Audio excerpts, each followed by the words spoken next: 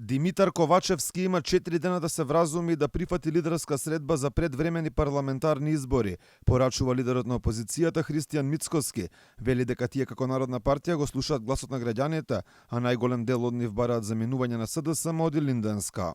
Но едно знам дека граѓаните 3/4 од нив, би рекол повеќе од 75%, мисла дека државата оди во погрешна насока и дека треба оваа влада да се оди. Јас само можам да уште еднашка подадам рака, бидејќи до 10 имаме уште околу 4 дена, ако не се лажам, мај, да се вразуми, уште еднашка да размисли. Има околу него советници кои што му велат како сега ти со Христијан ке седиш, како ке збори за предвремени избори. Премиерот Ковачевски пак не сака да слушне за лидерска, на која единствена тема би биле предвремените парламентарни избори. Прифаќа да седне на маса со Мицкоски, но доколку се разговара за други теми. Уцена со одбројување 5 дена, 4 дена, единствена точка на дневен ред, предвремени избори. Таква средба не може да има.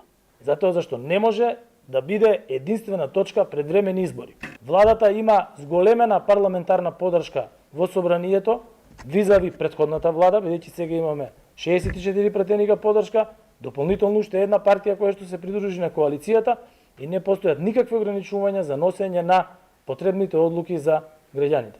Лидерска средба прифаќа и првиот човек на ДУИ Али Ахмети, но тој би разговарал за спорот со Бугарија. Блокадите не се категорија за унапредување на демократијата. Таа се унапредува со дебати и компромиси. Мислам дека самите средби немаат ништо лошо во себе, но не се условување и оценување.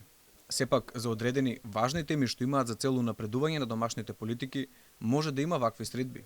Добро е да има консултации за тоа како ќе напредува спорот со Бугарија. Спорот што нас не блокира кон отворање на преговорите со Европската унија и секако дека нам во земјава не треба етнички и политички консензус. Во ваква ситуација може да има дебат, средби, но не и блокада. Самите блокади се пречка за натамошно напредување. ВМРО ДПМН даде рок на власта до 10 мај да одлучи дали ќе го прифати барањето за одржување на лидерска средба на која ќе се договори датум за предвремени парламентарни избори. Ако ова барање не биде прифатено, опозицијата ќе бојкотира работата на собранието.